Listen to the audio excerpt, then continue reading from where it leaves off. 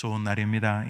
본격적인 여름이 다가와서 아침을 제외하고는 저녁에도 또 이렇게 더위가 느껴질 만큼 본격적인 여름으로 치닫고 있습니다. 우리 모든 어머님들에게 영혼의 강건한 만큼이나 육신에도 은혜를 주셔서 코로나 때문에 온 세계가 몸살을 앓고 있지만 이번 여름이 은혜와 또 감격과 감사와 건강의 여름철이 되시기를 바랍니다. 그런 건강을 통해서 더 힘있는 믿음 생활과 기도 생활이 되시기를 바랍니다.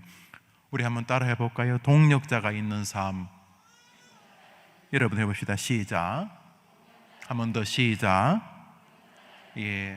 괴로움을 주는 사람 옆에 있으면 참 힘들지만 반대로 정말 인생에 보면 동력자들이 있는 사람들은 복된 삶을 삽니다. 다윗에게 요나단은 동력자였어요. 요나단이 아니었으면 아마 죽었을지도 모릅니다. 요나단이란 동력자를 만나서 그 시골 목동 출신의 아버지에게도 크게 형제들에게도 그렇게 인정받지 못할 뻔했던 다윗이 역사의 가장 위대한 인물이 되지 않았습니까? 다윗의 생에 여러 동력자들이 있었습니다. 부하들 가운데서도 있고 친구들, 선배들 가운데 있었는데 특별히 요나단은 뗄 수 없는 동력자였습니다. 아무리 생각해도 다윗이 요나단을 만나지 못했다면 인생의 그런 복된 승승장구를 만날 수는 없었을 것입니다. 우리나라에서는 오성과 한음, 백사, 이항복, 또 덕형, 이 덕형이 둘 다 영의정을 했는데 이 두 사람의 우정이 아주 이렇게 소설처럼 알려져 있죠.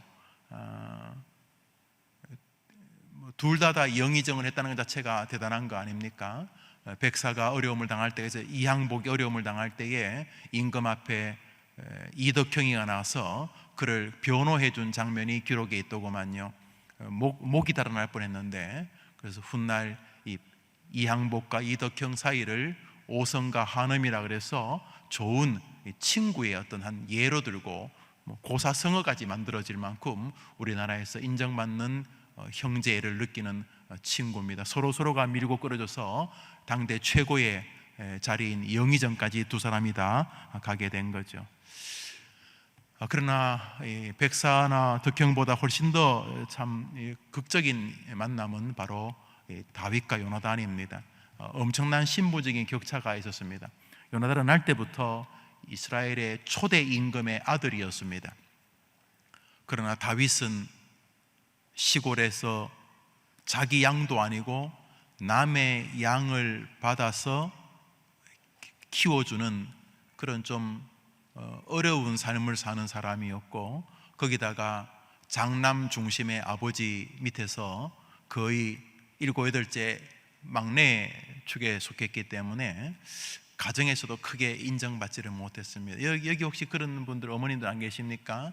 네 오빠가 공부해야지 계집애가 배워서 뭐하냐 그래가지고 오빠는 시험 치면 30점 여러분들은 치면 100점을 맞았는데 그래 부담되면 90점으로 낮추겠습니다. 90점 맞았는데 오빠 때문에 혹은 남동생 때문에 여러 가지 기회를 박탈까지는 아니어도 그렇지 우리 집안에 오빠나 남동생이 서야지 이러면서 양보하신 분들도 아마 계실 거예요.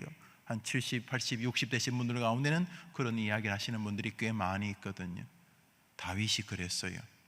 아버지가 큰아들 둘째 얘들을 챙기느라고 기회가 와도 다윗에게 기회를 안 줬어요.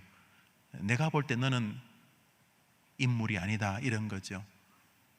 전쟁터에 장남 돌아보겠다고 막내에게 옥수수가루 갈아가지고 전달하는 그 아버지 이세의 마음 안에 막내를 우습게 여긴다기보다는 장남이나 둘째 전쟁터에 가 있는 그 자신의 어떤 기력의 시작이라고 하는 그 아이들에 대한 마음이 컸기 때문에 이 다윗을 좀 아무래도 같은 열 손가락 깨물어서 안 아픈 건 없겠지만은 조금은 형들에 비해서 소홀히 대접을 받은 것은 틀림없습니다. 그것은 형들의 말 속에서도 나옵니다. 자기들을 위해서 곡식 가지고 온 동생에게 첫 마디가 너 전쟁 구경하러 왔지? 양떼들은 어떡하냐? 이러면서 형들이 아주 몹쓸 말을 다윗에게 하는 것을 볼 때 이 집안 분위기 전체가 다윗을 이렇게 사람 취급 안 한 것 같습니다. 그냥 목동으로 인생을 끝날 뻔했을지도 모를 아이가 아주 위대한 인물이 되어지게 된 계기가 물론 하나님의 은혜지만 하나님께서 그의 친구 요나단이나 그의 부하 후세와 같은 사람들을 만나게 했기 때문입니다. 세상에서 독야청청할 수 있는 사람은 딱 한 분이 있습니다. 예수님. 예수님을 제외하고는 이 세상에 누구도 혼자 이 세상 별것 아니야 얻을 수 없습니다. 제가 볼 때 성경에서 제일 이렇게 바늘로 찔러도 피도 안 나올 사람을 뽑으라면 아브라함, 물은 데가 있어요. 아브라함 물러요. 이삭, 이건 더 아버지보다 더 물러요. 야곱, 요 사람이 조금 권모와 술수가 능한데, 여기도 보면은 자기 인생을 돌아볼 때 바로 앞에서 내가 험악한 인생을 살았다 보니까 겉으로는 뭐 권모 술수로 살아도 속에는 늘 뻥 뚫린 구멍이 있었나 봅니다. 이렇게 따지고 볼 때 성경에서 제일 이 바늘로 찔러도 이 피도 안 나올 것 같은 사람은 여러분 누구라고 생각하세요? 묻지 말고 그냥 계속 이야기하라고 그래. 제가 볼 땐 바울 같아요. 이 사람 이 보통 사람이 아니에요. 우선 체험의 신앙이 꽤 사람을 강하게 만들거든요. 이렇게 어릴 때부터 모태신앙, 신학교에서 이렇게 주워들어서 이렇게 목사된 이런 종류들보다 자기의 체험이 있는 이런 사람들은 굉장히 강하거든요. 자기가 죽다 났든지 주님을 만났다든지 이런. 바울은 다메섹에서 이런 체험을 비롯하여 또 이 사람 기질 자체가 자기가 경험한 것을 확신하고 밀어붙이는 태도, 거기다가 대충 환상만 보고 밀어붙이는 게 아니라 자기가 본 것을 논리적으로 교리적으로 확증한 다음에 그 확증을 계단으로 삼아 한 걸음 한 걸음 나아가는 이런 그룹들은 굉장히 강한 사람들이죠. 제가 볼 때 바울은 굉장히 강합니다. 그래서 하나님께서 바울에게 성경의 대부분을 신약 성경을 기록하게 하신 것은 신뢰할 만한 인물로 보셨기 때문일 것입니다. 굉장히 강력한 인물입니다. 그러나 그도 에베소, 골로새 자기가 만나는 교인들에게 자기를 위해 기도해 주기를 간절히 부탁을 합니다. 자기를 위해 기도해 주기를 간절히 부탁을 합니다. 무엇보다 바울의 사역을 보면은 홀로 가는 길이 없습니다. 짐승들 가운데 표범 같은 것들은 거의가 혼자 생활합니다. 거의 99% 혼자 생활합니다. 왜냐하면 혼자 사는데 능숙하기 때문이고 자신이 혼자 자기의 생명을 영위하는데 자신이 있기 때문이기도 합니다. 신앙생활에 보면은 꽤 많은 분들이 그런 식으로 사는 분이 계세요. 저는 제 신앙 제가 지킵니다 이러면서 목사님도 신경 쓰지 마세요 이렇게 하고, 무슨 정원 모임 그런 거 안 해요 이렇게도 하고, 자기 신앙 자기 지킨다 이렇게 말하는 그룹이 있는데 못하죠. 그렇다는 것 자체가 제가 예수님이라는 거죠. 우리가 그럴 것 같으면 주님이 교회를 세우지 않았겠죠. 산에다 혼자 동굴에서 믿음 생활하라 그랬겠죠. 이렇게 함께 모여 예배하고, 공적인 예배가 있으면 같이 모여 교제하고, 또 같이 손을 내밀고, 또 반대로 내가 누군가의 손을 이렇게 내밀 때 잡아야 될 약한 사람이라는 이런 마음을 가지고 사는 것이 하나님의 뜻이지요. 오늘 여러분에게 드리고 싶은 것은 바로 그 부분에 관한 것입니다. 여러분의 자녀들이 인생을 살면서 요나단 같은 동역자를 만나면 집안에서는 무지랭이 같고 사람들에겐 별로 인정받지 못해도 그런 동역자를 통해서 진가를 발휘하게 되는 것이죠. 인생을 살면서 그런 스승, 그런 친구, 그런 동료, 그런 배우자, 그런 교회, 그런 목사님, 그런 사람들을 만나는 것은 인생에 큰 복이 아닐 수가 없습니다. 한번 따라합시다. 동역자가 있는 삶.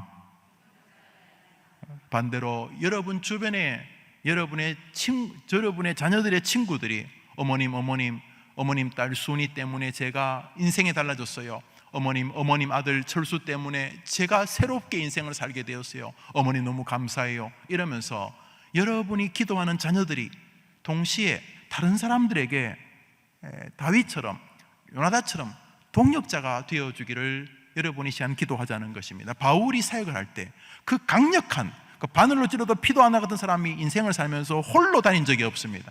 바울의 사역을 보십시오. 언제나 바나바가 있거나 브루스길라 아굴라가 있거나 베베가 있거나 르포가 있거나 디모데가 있거나, 바울의 사역 가운데 단 하루라도 표범처럼 자기 혼자 산 사람이 아닙니다.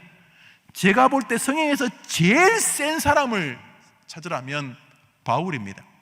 다윗도 그 몰랑몰랑한 면이 있어요. 다윗도 그 어떤 여자의 품에서 쉽게 못 벗어나오고, 삼손도 비슷하고, 아브라함도 왔다 갔다 하고, 이삭은 더 보들거리고, 야곱은 기본적으로 좀 이렇게 곤모에 술수에 능하고, 다 그게 약함의 표현들이거든요. 강한 사람은 곤모 술수 필요 없어요. 자기가 센데. 그에 반해서 바울은 굉장히 강력한 사람이, 그냥 됐다 이렇게 하고 기분 내키는 사람이 아닙니다. 먼저 정리하고 그것을 시스템화하고 그걸 교리화한 다음에 그 교리를 바닥에 깔고 그 위에서 다시 한 걸음 내딛는 이런 사람이니까, 보통 사람이 거기다 주님을 만난 체험도 있고. 그런데 그도 이 땅을 살면서 혼자 사역하지 않았습니다. 바울 서신을 보십시오. 항상 그 옆에 누가 있습니다. 항상 그 사람에게 동력의 도움을 받습니다. 바울이 얻어터지는 거 혼자 맞은 적이 없습니다. 항상 그 곁에 누가 있습니다. 성경을 보십시오. 바울의 사역은 동력자들과의 함께하는 삶이었어요. 그런 동력자들이 바울을 바울되게 만들었고, 바울이 그런 동력자들을 위대한 하나님의 백성들이 되게 한 것입니다. 여러분의 자녀도 마찬가지입니다. 여러분 자녀들을 위해서 이 시간 기도할 텐데, 여러분 자녀들을 위해서 백날을 기도해도 혼자 표범처럼 강할 수는 없습니다. 여러분 자녀들에게 분명히 여러분의 자녀들을 다윗처럼 만들어준 요나단이 필요하고, 그 요나단과 요나단의 자녀들을 지켜주시는 다윗과 같은 사람이 필요합니다. 여러분의 자녀들에게 영육의 동력자가 있는 삶이 되기를 축복합니다. 축복합니다. 예. 요즘은 시골에 가서도 이게 우물물을 별로 안 먹습니다. 그래서 농사로 쓸 수는 있어도 거의 식용으로 쓰지 않습니다. 아주 인이라든지 질소 이런 것들이 많이 포함됐다는 걸 알기 때문에 시골에서도 거의 이 우물물을 먹지 않습니다. 먹지 않더라도 요즘은 모터로 하지만 모터로 안 하는 집은 다 이 펌프로 하게 됩니다. 여러분 펌프의 길을 해보신 분이 있어요? 어릴 때 집에 그 펌프 있었던 사람, 우물 있었던 사람 들어보세요. 그래요. 그러면 이렇게 펌프라 가지고 이거 씨룬다 그랬는데 이런 거 해봤어요? 해봤어요. 물어봅시다. 그거 하기, 우물 있으면 그 우물 밑에 보통 뭐가 있어요? 고무다라이. 고무다라이가 있어요. 거기 뭐가 담겨 있어요? 물이. 그 물은 어디 쓰는 물이에요? 예, 마중물. 그거 아시네요. 제가 우리 아이한테 아무 설명해도 모르더라고. 하면 되지. 그래서 내가 하면 안 된다 임마, 내가 그랬죠. 물을 퍼서 이 펌프와 이 호수 사이의 빈 공간을 물로 메워야 됩니다. 많이 들진 않아요. 그냥 한 바가지 퍼서 물 붓고 이렇게 실린더를 움직이면 물이 올라오는 힘이 느껴집니다. 그리고 물이 올라옵니다. 그러나 그 마중물을 안 부으면은 이거는 쇠만 닳습니다. 삐그덕 아무리 해도 안 올라와요. 안 올라. 아무리 요령껏 해도 안 올라와요. 밑에는 물이 많지만 안 올라와요. 절대로 안 올라와요. 삐그덕 막 아주 그냥 이 갈리는 소리는 들리지만 물 안 올라와요. 반드시 한 바가지 물을 부어야 돼요. 그래야지 물이 올라요. 그것을 마중물이라고 해요. 혹시나 펌프에는 그렇게 마중물이 없어도 될지는 모르지만, 인생에는 마중물의 동력자가 없이는 반드시 성공적인 삶은 불가능합니다. 우선 예수 그리스도 자체가 우리와 하나님 사이에 복이 임하게 하는 마중물입니다. 이것은 예수님만이 아닙니다. 하나님께서 삶 전반에 이 법칙을 담아두셨습니다. 그러므로 이 법칙을 아는 사람은 사람을 소중히 대합니다. 조심해서 대합니다. 크리넥스처럼 이렇게 탁 뽑아가지고 팍 풀고 팍 버리고 이러지 않습니다. 사람 만날 때 오늘까지 이 교회에서 뭐 한 1년 있다가 뭐 저 목사 안 만날 때 이렇게 안 만납니다. 이 사람들은 인생의 마중물의 세계를 압니다. 아니 하나님의 법칙을 압니다. 그래서 사람을 대할 때 함부로 대하지 않습니다. 왜냐하면 내가 인생을 표범처럼 살도록 하지 않으셨기 때문입니다. 마중물로 하나님께서 당신의 백성들을 이끄시는 것이 그리스도를 중보자로 세우시는 거대한 법칙의 사전 정지 작업이셨기 때문에 그 마치 내 부모를 공경하라는 표가 단순히 유교의 효만을 말하는 게 아니라 기독교가 부모 공경을 통해서 참 부모이신 하나님께로 연결하고 한 그림 언어인 것처럼 이 마중물 사상은 신학적으로 예수 그리스도의 필요성을 알리시는 아주 중요한 법칙입니다. 그러므로 예수의 중보자 사역이 영원하기 때문에 인간 마중물 세계도 신학적으로 굉장히 중요합니다. 그러므로 여러분이 기도해 주셔야 합니다. 하나님, 우리 아이에게 마중물 같은 동료와 스승, 목사, 교회, 친구, 배우자를 만나게 해 주시옵소서. 우리 아이가 마중물의 가치를 늘 기억하고 사람을 대하게 도와주시고, 하나님뿐만 아니라 우리 아이가 우리 아이 주변에 있는 많은 사람들을 생수이신 예수님이 퍼올라질 수 있는 이 아이와 예수님이 만나게 되는 마중물이 되게 해 주시옵소서. 이렇게 기도하는 이 아침 되기를 축복합니다. 축복합니다. 가정에서 지금은 뭐 좀 덜할 수도 있지만 과거에는 말이죠, 장남이나 또는 장녀 혹은 뭐 둘째 아들이나 둘째 딸이나 장가나 시집을 가서 그 사위로 인해서 혹은 뭐 며느리로 인해서 집안에 큰 변화가 있는 일이 가끔 있습니다. 뭐 일종의 신데렐라 증후군 같은 것이죠. 그런 게 연속극의 주로 주제가 되기도 합니다만, 여튼간에 아주 신실한 한 사위가, 어떤 신실한 한 며느리가 그 집에 들어오면서 집안 전체가 탁월하게 바뀌어질 수 있습니다. 공부할 때에 그 영국인 선생님이 이제 저에게 영어를 좀 가르쳐 주셨는데, 그분이 이렇게 영어를 이렇게 하다 어느 날 그런 말씀을 했습니다. 미스터 김, 중국 사람은 정말 특별하다고. 그래서 왜 특별합니까? 내가 이 스코틀랜드에서 지금 뭐 70년을 살고 있는데, 그 처음 스코틀랜드에 보면은 제가 살던 곳이 좀 그 스코틀랜드 저 위에 인버네스 엘긴이라고 하는 그 네스호 괴물 나온다는 바로 그 근처였는데, 거기 뭐 사람이 그렇게 뭐 런던이나 에딘버러 같은 큰 도시도 아니고 그 조그만 신학교만 있는 그런 도시인데, 거기도 이제 중국 사람들이 그래도 살죠. 어디 나라 중국 사람들 많으니까. 근데 오면은 중국 사람이 그런다는 거예요. 대화를 해보면 어떻게 하냐니까 중국에서 왔다고, 어떻게 이렇게 왔다고. 그래서 뭐 할 거냐니까 지금 이제 자기 그 동포들하고 상의한다는 거예요. 그러고 이제 처음 보면 거의 거지 같았는데 한 6개월쯤 지나서 길에서 만나는데 메르세데스나 BMW를 탄다는 거예요. 그래서 너 어떻게 얼마 전에밖에 안 왔는데 어떻게 이렇게 좋은 차를 타게 됐냐? 그러니까 그 중국인이 저 영어를 가르쳤던 그 선생님에게 자기 동포들의 그 어떤 뭐 연합체 이렇게 카운티에서 자기들끼리 이렇게 해서 자기를 도와주기로 했다는 거죠. 우리 이 스코틀랜드 이 엘긴이라는 동네에 중국 사람들이 얼마 없는데 같이 모여가지고 상해서 너가 중국에서 살려고 왔는데 너를 같이 도와주기로 했다고 하면서 자기에게 사업할 수 있는 것도 마련해주고 또 사람들에게 크게 무시받지 말라고 그리고 차를 세웠다고 그랬다는 거예요. 야, 그거 참 신기하다. 근데 그런 이야기를 제가 공부하는 동안 꽤 많이 들었어요. 이게 뭐 저는 이게 제가 공부하러 갈 때 얼마 전에 우리 집회했던 섬광 목사님이나 또 제가 아는 서창원 목사님이 이제 밥을 사주시면서 김 목사 이제 공부하러 가면은 영어도 부담이 되지만 그 동포와의 전쟁도 잘해야 된다고 그러더라고요. 그래서 동포와의 전쟁이 뭐냐 그러니까, 이상하게 한국 사람들은 밖에 나가면 그 대부분의 한국 사람들끼리 좀 이렇게 긴장이 있다는 거예요.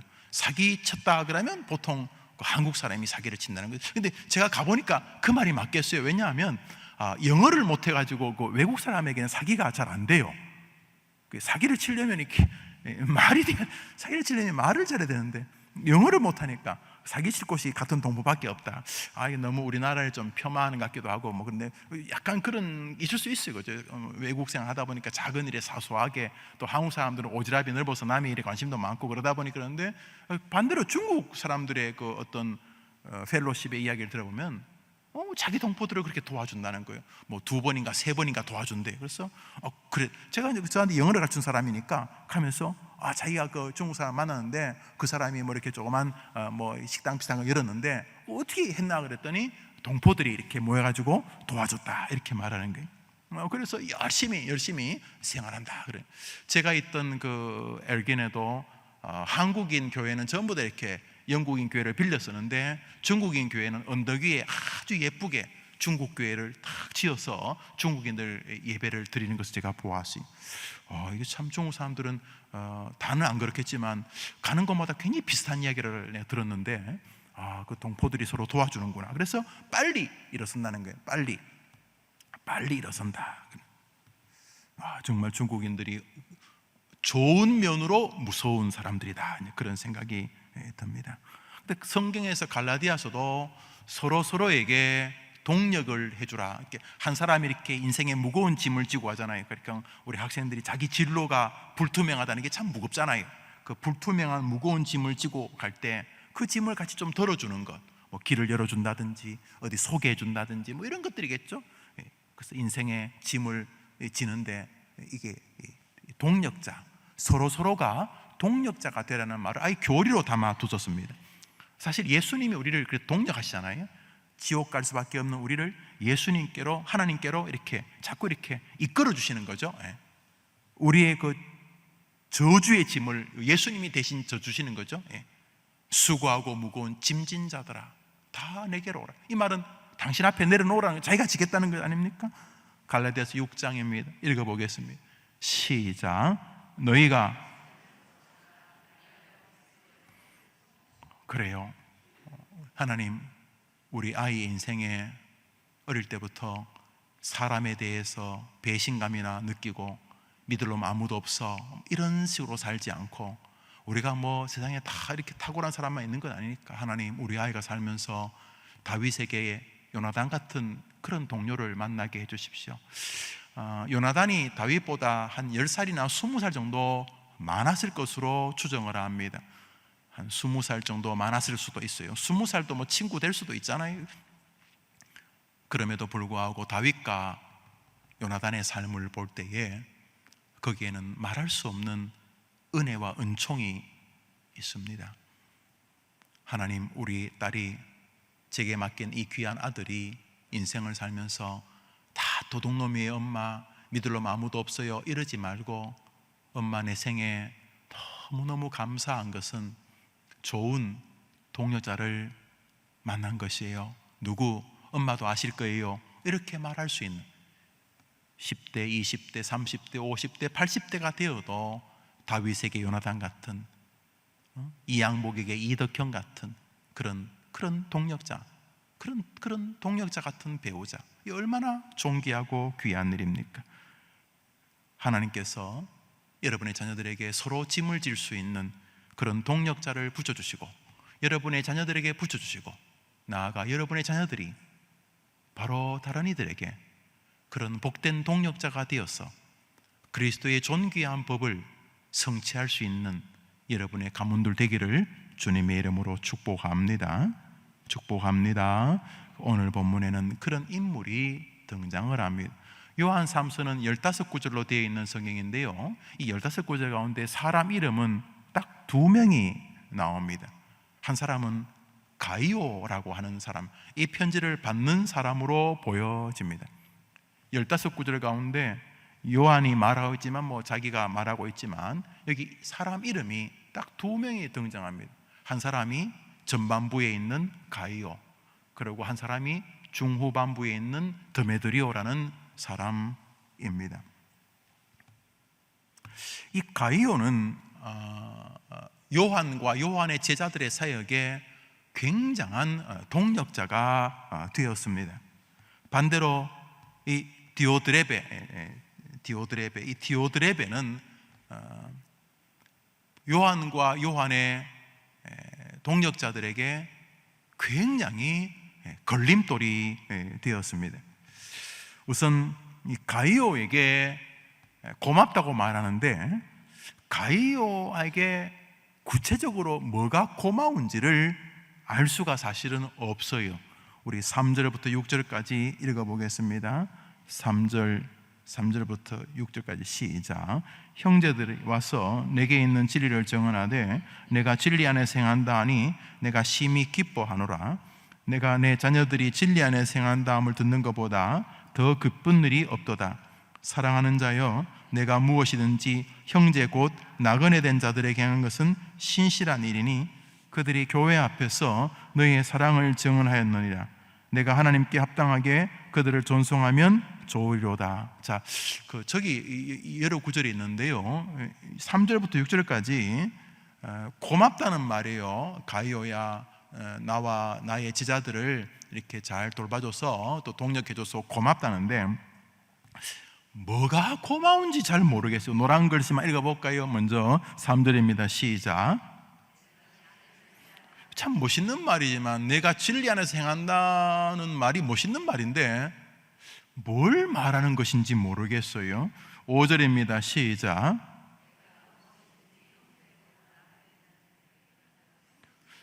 뭔가 좋은 일을 한 거는 같은데 형제들 나그네 된 자들에게 너가 행한 것은 정말 신실한 일인데 6절 시작. 이게 오리무중이에요. 너를 만났던 사람이 돌아와서 너의 사랑에 대해서 말한다. 그리고 너가 그 복음 전파자들에게 따뜻하게 대해 준 거 정말 감사하다. 그리고 너가 진리 안에서 행한다는 이야기를 듣는 게 너무 좋다. 다 좋은 말이죠. 다 좋은 말인데 뭘 했는지, 너가 밥을 대접해줘서 고맙다든지, 아니면 다른 사람들은 다 쌍욕을 하는데 너는 욕을 안 해서 고맙다든지, 아니면 노잣돈을 좀 지원해줘서 고맙다든지 이래야 될 텐데 가이오는 뭘 했는지를 모르겠어요. 가이오는 뭘 했는지는 모르겠는데 뭘 했어요. 뭘 했냐 하면 요한과 요한의 제자들의 복음 사역에 동력자가 되어졌다는 거예요. 그래서 그들의 마음에 뭐라고 표현하지는 없지만 그의 존재로 인하여서 그의 목회, 요한의 제자들의 목회에 큰 도움이 되었던 거예요. 우선 여러분이 그렇게 되기를 바랍니다.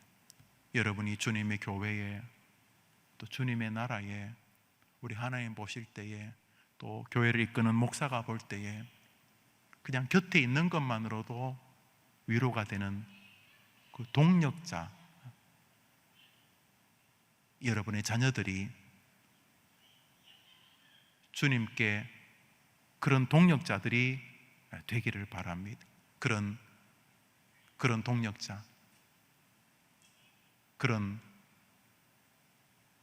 인생에 도움을 주는 뿐만 아니라 여러분의 자녀들이 가는 길에 저런 가이오 같은 동력자들이 있기를 바랍니다. 엄마, 걔 알지요? 지난번 우리 집에 한번 왔던 애, 걔예요. 그 아이 때문에 제가 믿음을 다시 갖게 되는 것 같아요. 그 아이 때문에 직장 생활이 즐거워요. 그 아이 때문에 놓았던 공부를 다시 하고 싶어졌어요. 그 아이 때문에 교회를 좀 더 잘 섬기고 싶어요. 그 아이가 뭘 했는데, 아니 꼭 꼬집어서 뭘 했다고 하기보다는 그냥 그 아이로 통해서 제가 주님을 사랑하게 되고 그 아이를 통해서 내가 다시 복음 전파의 용기를 내게 되었어요 라고 말하는 동력자. 여러분의 자녀들이 여러분 주변의 사람들에게 어머님 아들 때문에 제가 살았습니다. 어머님 딸 때문에 제가 다시 일어섰습니다. 제 신앙을 다시 붙잡게 되었습니다 라고 말하는 여러분의 자녀들이 많은 사람들에게 동력자가 되고, 여러분 자녀들 곁에 많은 사람들이 여러분 자녀들에게 동력자가 되는 은혜가 있기를 이 시간 기도하는 귀한 아침 되기를 바랍니다. 이에 반해서 이어 디오드레베라고 하는 인물이 등장을 합니다. 이 요한 3서 15구절에, 그래도 성경 한 권인데 비록 한 장밖에 안 되지만 성경 한 권에 사람 이름이 둘 나오는데, 가이오와 디오드레베. 그 디오드레베는 또 어떤 사람인가? 9절 10절을 읽어보겠습니다. 읽읍시다. 시작. 내가 두어 자를 교회에 썼으나 그들 중에 으뜸되기를 좋아하는 디오드레베가 우리를 맞아들이지 아니하니, 그러므로 내가 가면 그 행한 일을 잊지 아니하리라. 그가 악한 말로 우리를 비방하고도 오히려 부족하여 형제들을 맞아들이지도 아니하고 맞아들이고자 하는 자를 금하여 교회에서 내쫓는다. 가이오는 한 일이 두루뭉실해요. 두루뭉실해. 너의 사랑을 증언한다. 가이오가 사랑을 해줬는데 뭘 사랑했다고? 왜 그런 사람이 옆에 있으면 이분이 참 날 사랑하는구나. 야, 이거 목사할 마음이, 목사할 참 이 기쁨이 있구나. 이런 사람이 있을 수 있잖아요. 목사가 천사도 아니고. 또 여러분들도 그러실 거예요. 이 친구가 정말 날 사랑하는구나. 이런. 가이오가 그런 사람이었어. 가이오가 꼭 집어서 뭐라고 말하기는 어려운데, 가이오는 요한의 제자들에게 사랑의 사람이었어요. 그들이 교회 앞에서 너의 사랑을 증언하였느니라. 참 멋진 사람 가이오예요. 참 멋진 동력자예요. 엄마, 그 친구 때문에 내 인생이 너무 즐거워요. 그 친구 때문에 또 그 친구가 나를 많이 배려해주고, 힘들 때 나에게 시간을 내어주고 상담도 해주고, 그래서 제가 잘못 판단할 뻔했는데 그 친구 때문에 내가 정말 이렇게 이 자리까지 오게 되었어요. 정말 그 친구는 정말 저를 사랑하는 사람이에요 라고 말하는 사람이 바로 가이오였어요. 그 가이오로 인해서 요한의 사역이 복되게 돼, 요한의 제자들의 사역이 복되게 되었어요. 그에 반해서 이 디오드레베는 우선 구체적인, 이 친구는 딱 있으면 으뜸되기를, 항상 자기가 잘나기를, 그리고 이 친구는 우리를 맞아들이지 않는 모티브가 제일 강한데, 배척이, 아마 요한이라는 사람들이 디오드레베 생각에 자기에게 별 도움이 안 된다고 생각. 저 인간하고 얽히는 건 내 별로 도움 안 된다, 이렇게 생각한 것 같아요. 디오드레베는 이 요한과 요한의 이 제자들을 맞아들이지 않았다. 자꾸 맞아들이지 않았다는 말이 지금 2절에 여러 번 우리를 배척했다, 맞아들이지 않았다, 지자랑이나 하고 맞아들이지. 그 다음에 맞아들이지 않는 정도가 아니라 그거 맞아들이지 않아야 될 이유를 자기 스스로 개발해갖고 비방, 사람들한테 저놈들은 말이 안 돼. 저거 예수나 전하고 말이지 이러면서 비방하고, 막 거짓말로 비방을 하고, 심지어 그래도 복음 전파를 위해서 동력해야지 하고 맞아들이려고 하는 사람들을 도리어 핍박을 하고, 이 요한과 요한의 일행들을 이렇게 받아들이려고 하는 사람들을 아예 내쫓아버리는 아주 특이한 사람들이었어요. 그런데 이 디오드레베가 어디에 있었냐 하는 거예요. 이들이 어디에 있었어요? 이 디오드레베들이 다 어디 있었어요?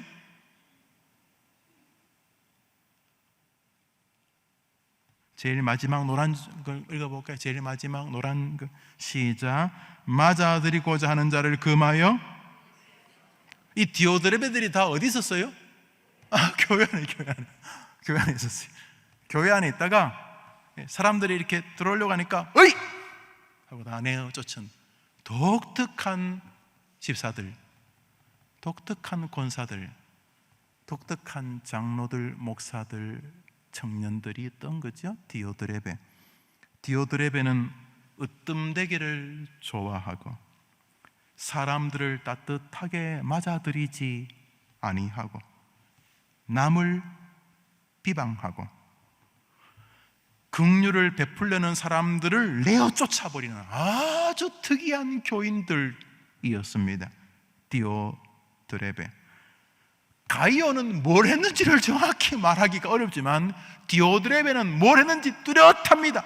비방하고 으뜸되기 좋아하고 맞아들이지 않고 맞아들이는 사람까지 내어 쫓아버리는 인물이었습니다. 그들은 아마도 다른 사람들을 교회에서 왕따 시킬 만한 능력을 가졌나 봅니다. 목사들이었나요? 힘 있는 장로, 집사, 권사였나요? 힘 있는 청년이었나요? 여튼간에 이들은 그 자기들이 가진 무슨 그 세력이나 뭐 그런 것 가지고 선한 일을 가로막았습니다. 그런데 요한이 내가 가서 너가 한 일을 묵과하지 않겠다. 이것은 하나님의 대리적 표현이죠. 내가 반드시 갚을 것이다. 징계하고 진노할 것이다. 이렇게 말하고 있습니다. 저는 이 디오드레베를 설교하려고 하지 않습니다. 이 짧은 시간에 저는 이 가이오, 사실 이 요한 3서는 가이오를 더 드러내게 하기 위하여 디오드레베가 출연되어 있다고 해도 과언이 아닙니다. 인생은 누구나 가이오가 필요합니다. 누구나 가이오가 필요합니다. 인간 예수님이 이 땅을 사시는 동안 인생의 가장 괴로운 시점은 골고다 십자가를 앞둔 겟세마네 기도였습니다. 예수님의 기도 가운데 거의 보이지 않는 하나님, 이 잔을 내가 안 마실 수는 없습니까? 십자가 안 지고 하나님의 뜻을 이룰 방법은 없습니까? 라는 말은 완벽한 예수님의 최고의 절규였습니다. 다 아시지 않습니까? 하나님이신 예수님이 뭘 모르십니까? 그렇지만 우리 하나님과 분리되는 삼위일체, 엘리 엘리 라마 사박다니, 나의 하나님 어째 나를 버리시나이까? 완벽한 주님으로부터의 비하, 한 번도 떨어져 본 적이 없는 삼위일체의 하나님이신 그리스도께서 성부와 성령으로부터 완전히 저주받아 분리되어지는 상황 속에서 예수님은 절규하셨습니다. 내가 죽게 되었다고 절규하시면서 베드로, 야고보, 요한을 데리고 기도하러 가셨지요. 그때 예수는 완벽한 인간이셨습니다. 성경에 보면 완벽한 인간 예수를 보지요. 배고플 때 음식을 드시고 피곤해 지쳐서 배에 앉자마자 머리를 기대어 주무시는 장면들, 사랑했던 친구 마리아의 오라비로 보이는 나사로의 죽음 앞에서 크게 눈물 흘리시는 예수님, 예루살렘 성의 멸망을 보시고 예루살렘으로 올라오시다 그 성 앞에서 대성통곡하시는 인간 예수를 보시지요. 길 가시다가 무화과 나무 잎에서 드실 음식을 찾으시는 시장길을 느끼시는 인간 예수를 보시죠. 그러므로 겟세마네에서 절규하시는 예수님은 완벽한 하나님이시지만 동시에 완벽한 인간이셨습니다. 그 완벽한 인간 예수님이 그 인간적 괴로움을 느낄 때에 홀로 가지 않으셨습니다. 그의 제자들 가운데 셋을 데리고 자기를 위해 기도해 주기를 바라셨습니다. 하나님이신 예수님도 인간의 몸을 입고 있는 동안 독야청청 안 하셨습니다. 그러므로 여러분 자녀가 혼자 잘 살기를 바라는 것은 넌센스입니다. 우습기 짝이 없는 길입니다. 그러므로 지혜로운 부모님은 이 시간 기도해야 할 것입니다. 하나님, 우리 아이에게 좋은 동력자들을 붙여 주시옵소서. 저절로 됩니까? 여러분 자식은 개차반인데 주변 사람들만 동력자가 되기를 바라는 건 말이 안 되지요. 그러므로 하나님, 우리 아이도 제 주변의 스승, 동료, 이웃, 후배 사람들에게 멋진 동력자가 되게 해 주시옵소서. 이것은 내 아이만 잘 되게 해달라는 기도에 훨씬 더 높은 최고봉적 가치라고 보아야 할 것입니다. 설교 초반에 가장 강력한, 바늘로 찔러도 피도 안 나올 것 같은 대표적인 인물을 바울이라고 말했습니다. 바울이 쓰신 성경 가운데 보석 같은 성경이라고 불리우는 성경이 로마서입니다. 바울의 서신이 많습니다. 로마서, 고린도, 전후서, 갈라디아서, 에베소, 빌립보, 골로새서, 데살로니가서, 빌레몬서까지 최소한 13권 가까이 혹은 그 이상을 쓰신 이 바울에게서 로마서는 그 중에서도 다이아몬드라는 별명을 가지고 있습니다. 이신칭의의 복음을 잘 기록했다. 그런데 로마서의 마지막 장은 놀랍게도 이신칭의의 정리가 아닙니다. 자신의 바로 이 자기의 바울의 가이오들의 이름을 나열하는 것입니다. 바울의 가이오, 바울에게도 가이오가 있었던 것이죠. 바울의 가이오의 30여 명의 이름을 주로 기록하는데 그 첫 번째 등장하는 인물이 베베라고 하는 성경에서 단 한 번만 등장하는 여인입니다. 아마 갱그리아 교회의 권사님 같았습니다. 우리 로마서 마지막 장 1, 2절을 읽읍시다. 시작. 내가 갱그레아 교회 일꾼으로 있는 우리 자매 베베를 너에게 청구하노니 너희가 주 안에서 성도들의 합당한 예절로 그를 영접하고 무엇이든지 그에게 소용되는 바를 도와줄지니 이는 그가 여러 사람과 나의 보호자가 되었음이니라. 베베 누군지 모릅니다. 물론 여기저기 성경에서 없는 다른 자료들에게서 베베를 찾아볼 수는 있습니다만 성경에서는 여기 딱 한 번만 등장하는 특이한 여인입니다. 3절 4절에 연이어 나오는 브루스길라와 아굴라는 굉장히 많이 등장합니다. 바울의 동력자였고 텐트를 같이 만들었고 아볼라라는 신학생을 가르쳐 주기도 했던 브루스길라와 아굴라 부부는 베베에 비하면 훨씬 더 많이 언급이 됩니다. 그러나 베베는 여기서 딱 한 번만 언급되는 여인입니다. 그러나 로마서에 나오는 수많은 가이오 가운데 가장 먼저 등장을 하며 바울은 그녀를 자신의 헬퍼, 도우미, 동력자라고 말합니다. 알다시피 바울은 바늘로 찔러도 피도 안 나고 단단한 사람이었습니다. 풍랑이는 배 위에서 홀로 든든했습니다. 얻어터지고 깨어난 빌립보 감옥에서 노래를 부를 만한 강심장의 소유자였습니다. 탁월한 하나님의 확신에 서 있는 믿음의 사람이었습니다. 그런데 그가 로마서를 마무리하면서 자기의 인생의 가이오들의 이름을 쭉 기록합니다. 첫 번째 등장하는 여인이 베베라고 합니다. 그녀를 생각할 때마다 그는 누이를 생각했던 것 같습니다. 힘들고 어려울 때 자기를 뒷바라지 해줬던, 미싱을 돌리면서 자기를 대학 공부시켜줬던 그런 누이 말입니다. 그런데 그가 뭐라고 말합니까?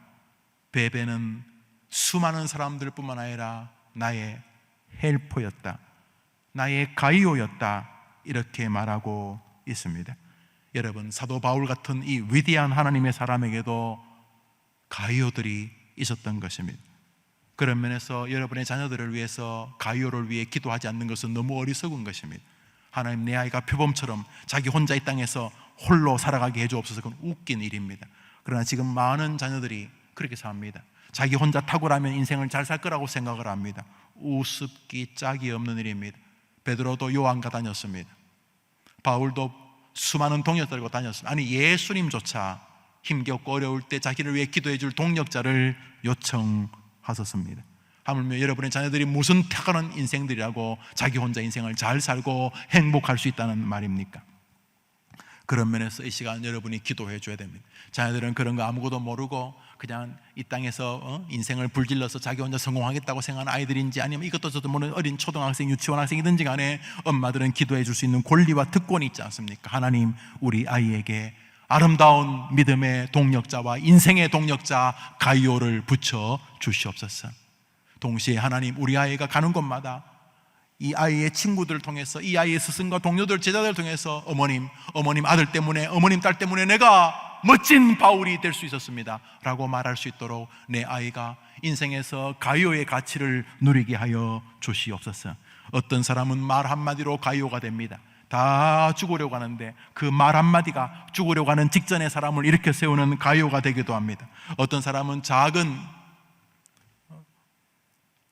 경제적인 지원이 다 추구하고 의기소침하고 이제는 더 이상 할 것 없다고 말하는 사람들에게 힘이 되는 가이오가 될 수도 있습니다. 어떤 사람에게는 여보게 교회 가서 예수님께 한번 도와달라고 해봐, 이런 복음 초청이 그 사람을 완전히 수렁에서 건지는 가이오가 될 수 있습니다. 사랑하는 어머님들, 이 시간 기도해 주십시오. 하나님, 내 아들이, 내 딸이 생명이 위독한 어린 아이들에게 아름다운 생명의 약을 이렇게 보낼 기회를 놓치지 않게 도와주옵소서. 하나님, 우리 아이가 지쳐있는 동료 사람들에게 최고의 의사요 명의이신 예수님을 소개할 수 있는 기회를 놓치지 않는 가이오가 되게 해 주시옵소서.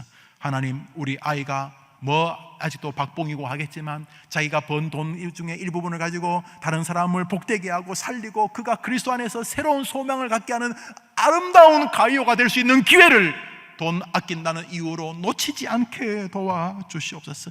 하나님, 인생은 어떤 면에서 여행인데, 그건 전인, 이 아름다운 여행에 어떤 사람은 일찍 나고 하기도 하고, 어떤 사람은 여행을 나오긴 나왔는데 정신없이 나오다 보니까 신발 샌들 신고 나오고, 아주 그냥 모자도 안 쓰고 나오고, 뭐 선글라스도 없고 물도 없이 나와가지고 인생은 출발했는데, 그 비록 믿음의 여정인 할지라도 퍽퍽퍽 쓰러지게 되면, 자네 왜 이런가? 내가 너무 예수님이 좋아서 나왔지. 이 사람은 아무리 예수님이 좋아도 이 여행인데 나오려면 신발에다 신고 허리에다 메고 뭐 우산 양산에다 준비하고 물통에다 준비하고 그래야지 여행이 되지. 사람에게 여행이 되겠나? 어떡하겠다, 내가 너무 좋아서 나왔는데. 이런 사람에게 우리 아들이, 우리 딸이 그 아이에게 수통을 마련해주고 모자를 사주고 선글라스를 사주고, 그 아이가 여행을 잘 마칠 수 있도록 아름다운 부채를 선물할 수 있는 기회를 놓치지 않는 가이오가 되게 해 주시옵소서.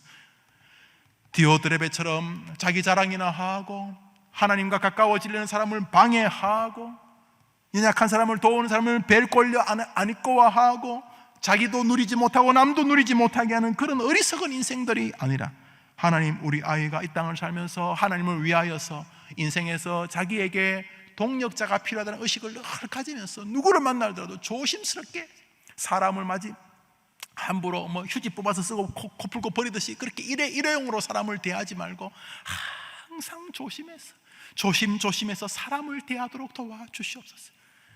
여기 교역자들 여러분인데, 교역자들도 마찬가지. 많은 부교역자들이 교회를 그냥 지나간다고 생각하는 천만의 말씀입니다. 사람이요 지문이 남듯이 족적이 남습니다. 족적이 남아요. 그래서 부교역자를 지났던 교회에서 모든 교인들이 안 보는 것처럼 다 봅니다. 다 봐요. 그래서 어떤 위기가 있을 때 그 교회에서 손을 내밀고 동력을 구하고 도움을 구하고 하다못해 상의를 하기도 됩니다.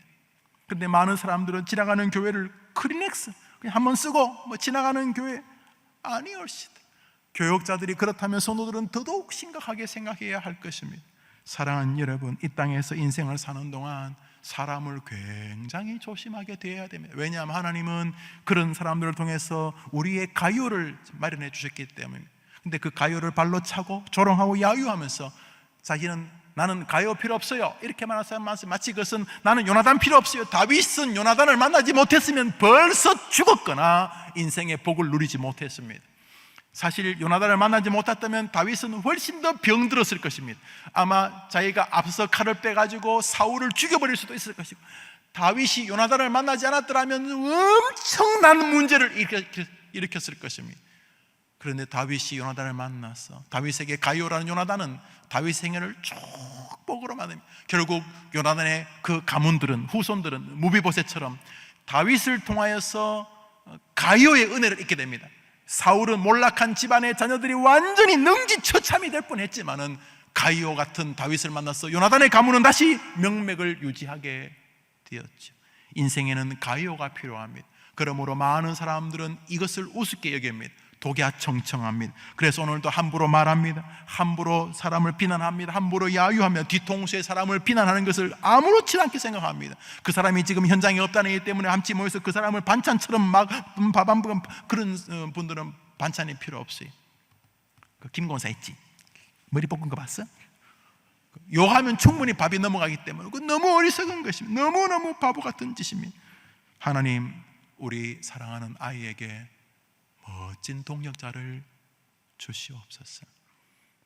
내 아이의 많은 사람들에게, 내 아이가 섬기는 교회 목사님에게, 집사님, 권사님, 아드님이 저의 목회에 정말 큰 동력자입니다. 회사의 사장이, 부장이, 동료가, 후배가, 어머님, 김대리, 김과장 때문에 정말 우리가 살았습니다. 너무너무 감사합니다. 이런 귀한 자녀 우리 회사 보내주셔서 감사합니다. 동력자로 서게 하시고, 엄마 너무 감사해. 엄마 알다시피 엄마 아들 뭐 완벽하지 않잖아. 그렇지만 살면서 항상 내 능력 이상의 칭찬을 받는 것은 멋진 가요들 때문이야. 이렇게 말할 수 있게 되기를 바랍니다. 우리 전도서를 읽겠습니다. 성경 말씀 전도서 읽겠습니다. 전도서입니다. 읽읍시다. 시작. 두 사람이 한 사람보다 나음은 저희가 수고함으로 좋은 상을 얻을 것입니다. 두 사람이 함께 누우면 따뜻하거니와 한 사람이 어찌 따뜻하랴. 한 사람이면 피하겠거니와 두 사람이면 능히 당하나니 삼겹줄은 쉽게 끊어지지 아니하라. 동력자가 있는 자녀가 되어야 될 이유가 느껴지시죠? 삼겹줄, 그냥 명주실 한 개 가지고는 끊어지기 쉽지만 명주실을 여러 개로 꼬으면 아주 단단해지는 것처럼 인생을 살면서 한 사람의 한계를 우리 아들이, 우리 딸이 인지하게 도와주십시오. 도리어 다른 사람을 짓밟아 그리고 내가 상대적인 이득을 얻어서 어느 자리에 서겠다, 이런 생각이 아니라 하나님은 두 사람이 한 사람보다 더 낫게 만드셨구나. 홀로는 끊어지기 쉽지만 삼겹줄은 끊어지지 않는구나.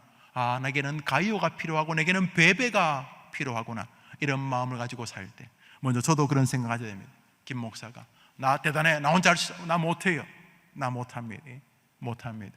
뭐 어제하고 그제하고 뭐 결정해야 될 게 많고 또 만날 사람이 좀 많고, 특히 지금 제가 임시 당회장으로 있는 교회 문제가 조금 뭐 긍정적이기도 하고 부정이 심각한 문제이고, 그것 때문에 늦게까지 사람 만나고 하다 보니까 체력이 뭐 분명히 문제가 되는 것 같아요. 뭐 생각하고 또 답변을 해줘야 되고 뭐 등간에 뭐 소송한다 그러면 또 뭐 또 대처해줘야 되고, 그 남의 교회이긴 한데 또 제가 임시 당회장으로 노회가 명령했으니까 제가 그게 또 당회장이기도 하니까 고민하고 결정하고 기도하고, 그러면 뭐 그냥 쓰지 않아도 될 글을 뭐 2시간 3시간 쓰게 되면 그만큼 에너지를, 제가 교회 설교 준비하고 교인들 신방을 했는데 에너지를 그쪽으로 그냥 쓰게 되는 거죠. 이쪽 레귤러 해야 될 것도 있고 여기도 있고, 그러면 육적인 한계가 있죠. 뭐 사람이 한계가 있는 거죠.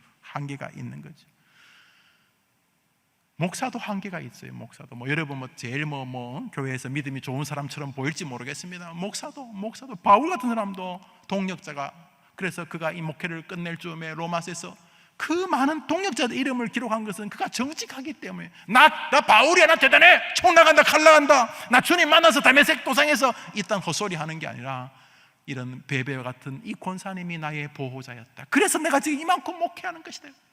하물며 여러분 자녀들은 말할 것도 없지 않겠습니까? 부디 여러분의 자녀들이 기도하면서 나 혼자 다 필요 없어, 나 혼자, 이런 생각이 아니라 바울에게도 요나단이 필요하구나,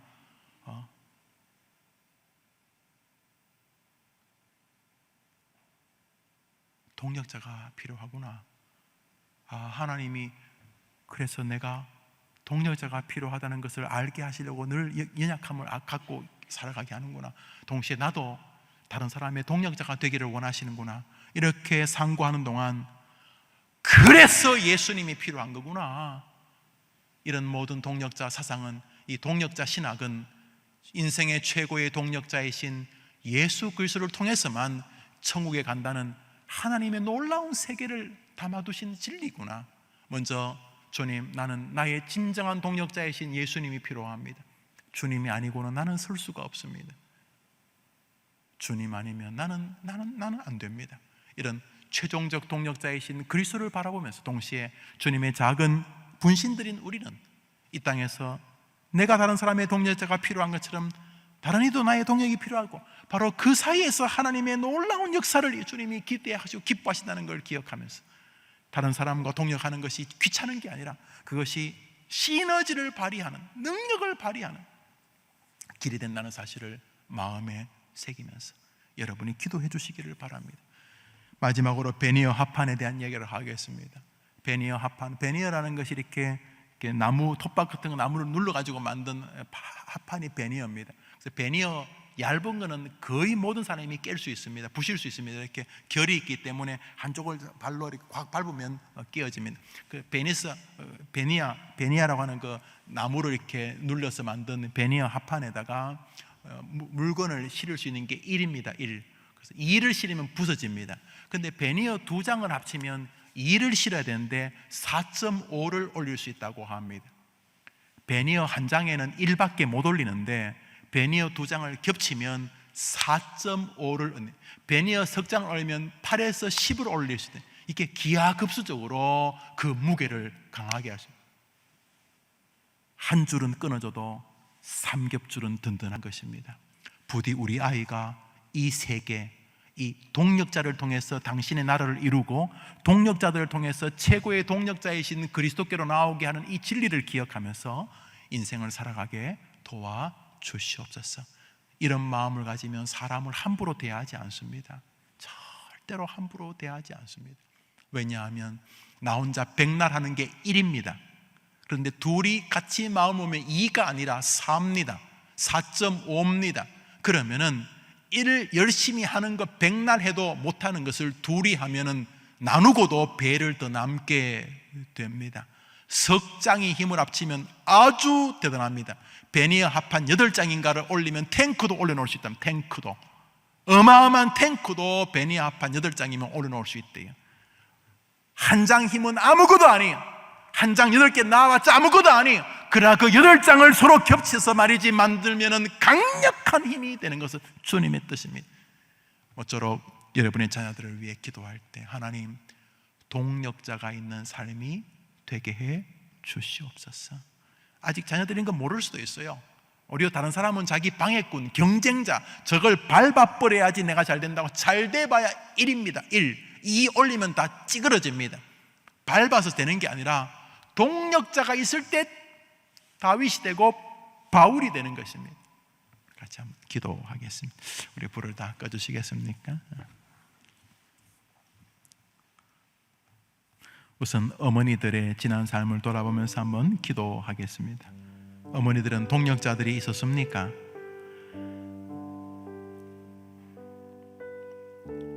여러분들에게 진실한 동력자, 아니 동력의 마음을 중요시 여기는 사람이 있었다면 지금도 귀하지만 더 귀하지 않았겠습니까? 이 시간 여러분에게 맡기신 자녀들을 위해 기도하려고 합니다. 하나님, 우리 아이가 이 마중물이라는 진리를 알게 해 주십시오. 세상 살면서 나 혼자 할 거야, 이게 얼마나 바보 같은 짓인지, 내가 귀찮으니까 안 할 거야, 이게 얼마나 어리석은 짓인지, 동력자가 있는 삶이 얼마나 복된 삶인지, 먼저 그런 만남이 필요합니다. 동력자입니다.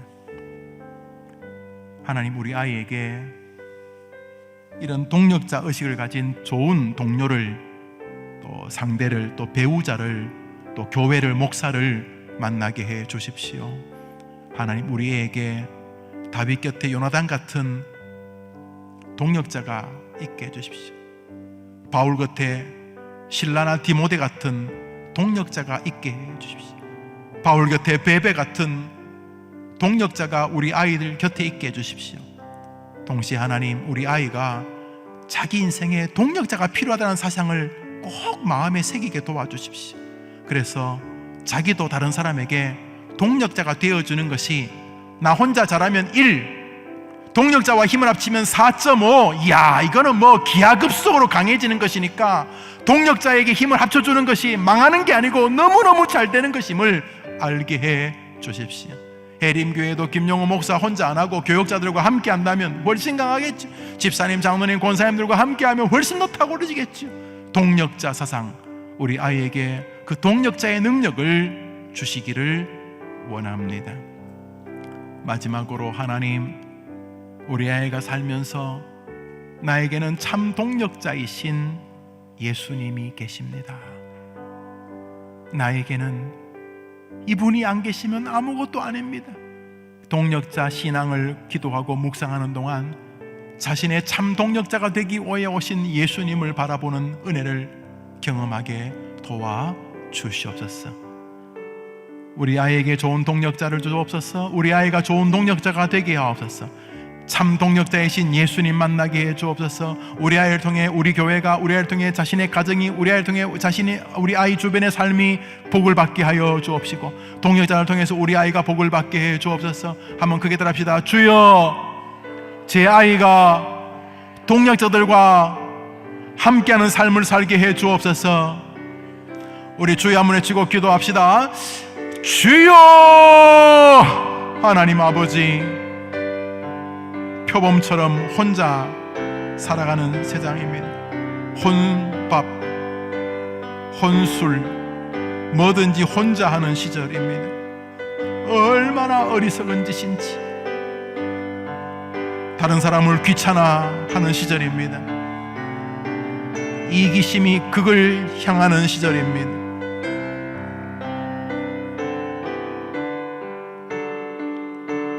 마중물이 되어줘야 되는, 서로에게 마중물이 되어지게 해 주십시오. 우리 아이들에게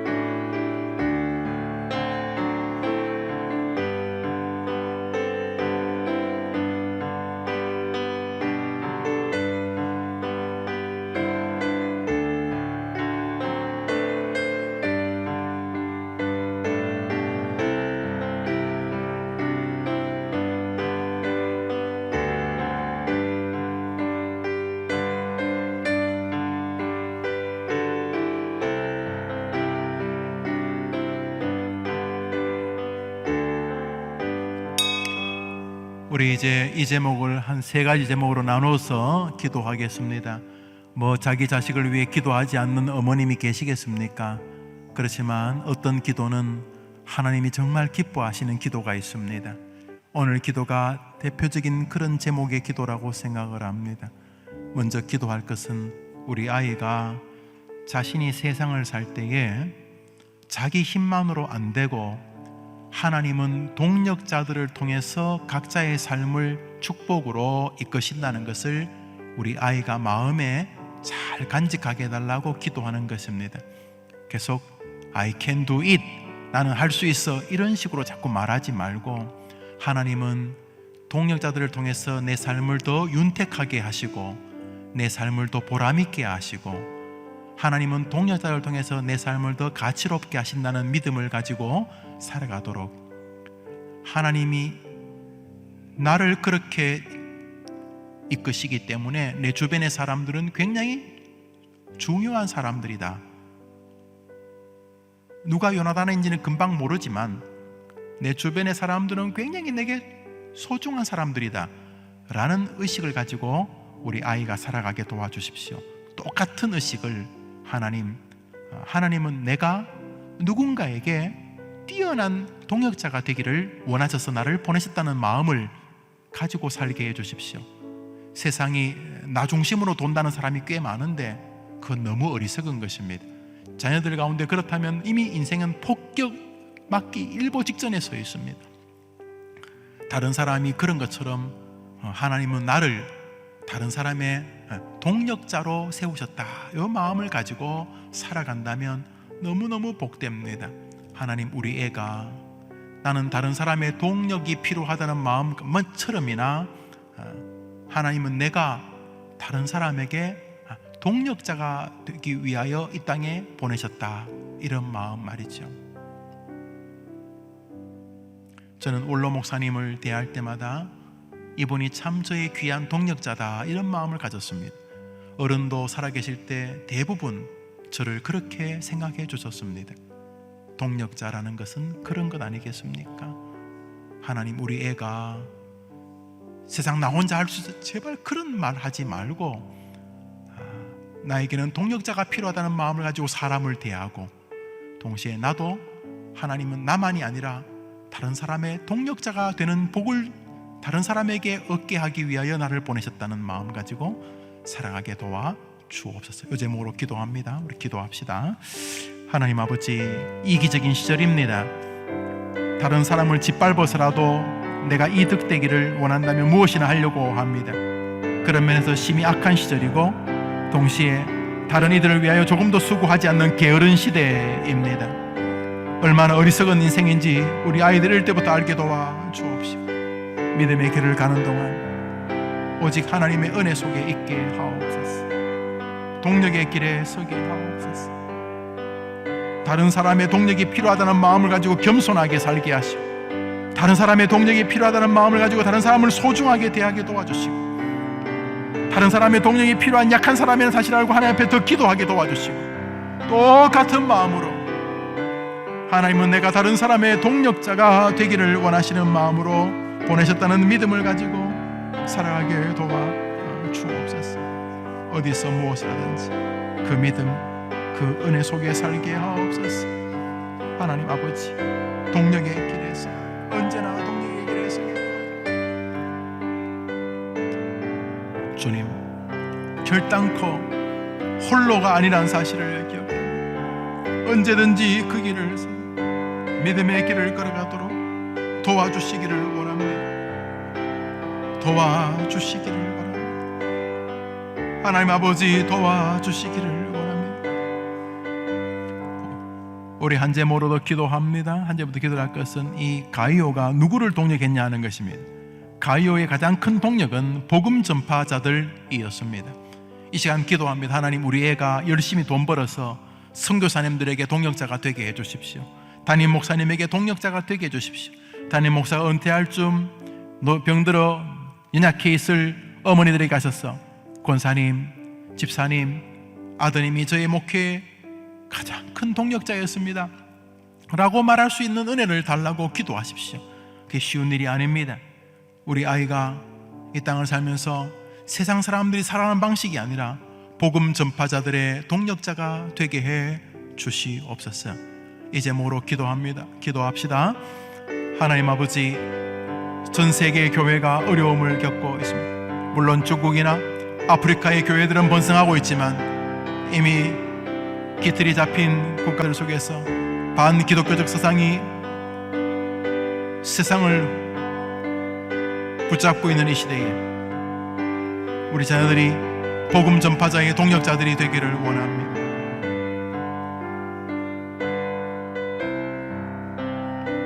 교회에서뿐만 아니라 개인적으로 선교사를 돕는 일들이 있게 하시고, 교회에 드리는 헌금뿐 아니라 자신의 경제생활을 통해서 다른 이들을 도우며 복음 전파의 동력자가 되게 하십니다. 교회의 선교사들이 교회의 목회자들에게 비빌 언덕 같은 좋은 동력자의 인생을 살아가게 도와줘.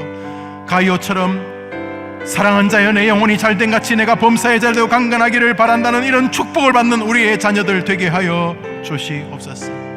동력자들, 복음 전파자들의 동력자들, 우리 아이들이 마음으로, 힘으로, 환경으로, 여건으로, 지혜로, 지식으로, 물질로 복음 전파의 동력자들이 되게 해 주시옵소서. 동력자들이 되게 해 주옵소서.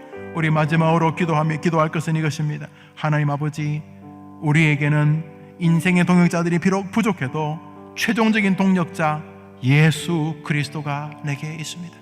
동력자 의식을 가지고 사는 동안 자신의 약함도 알게 되고, 동력자 의식을 사는 동안 예수 그리스도의 동력자 되심이 감격스러워질 수 있도록 예수에 대한 분명한 신앙을 가지고 살아가게 도와주옵소서. 우리 아이가 입만 열면 오 예수님 감사합니다, 오 예수님 저와 함께 해주셔서 감사합니다, 예수님 그 동력자 되심에 감격해하는 아이가 되게 해달라고 기도하고, 그 외에 제가 다정할 때까지 여러분 자녀들의 개인의 기도 제목을 놓고 기도합니다. 다 같이 기도합시다.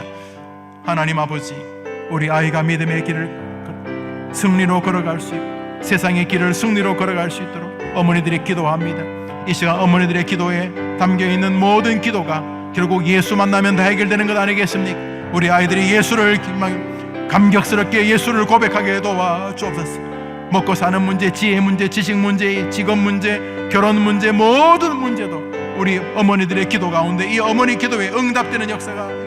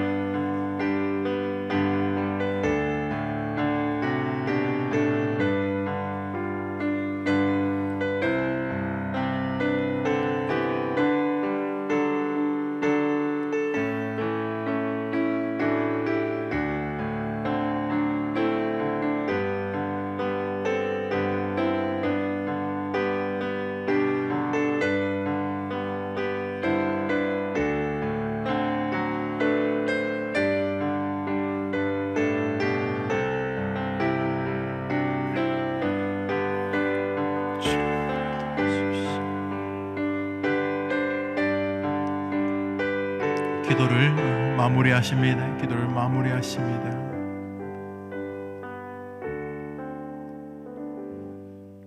고마우신 주님, 수요일 오전에 어머니로서 할 수 있는 최고의 길, 하나님께 의탁하여 기도하라는 명령을 순종하며 자녀들을 위해 기도하게 하신 것 감사합니다.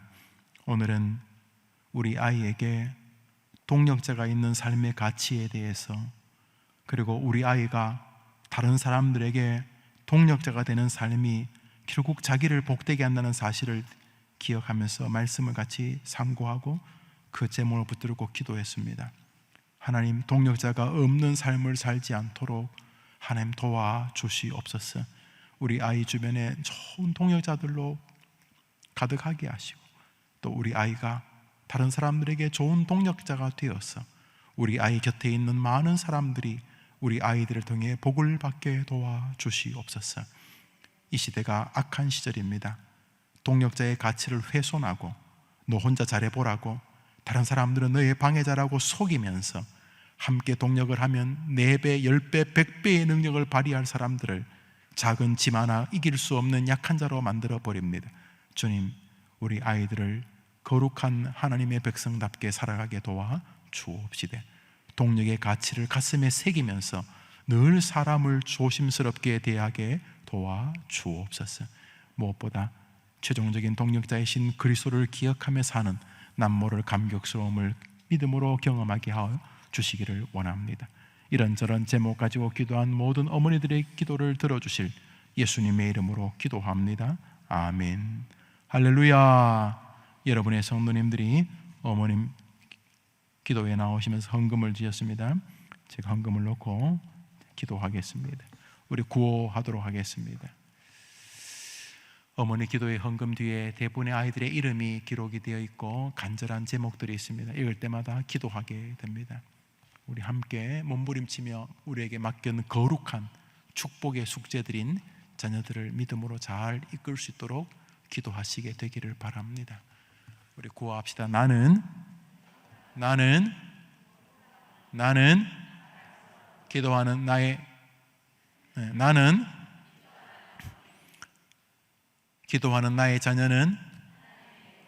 기도하는 나의 자녀는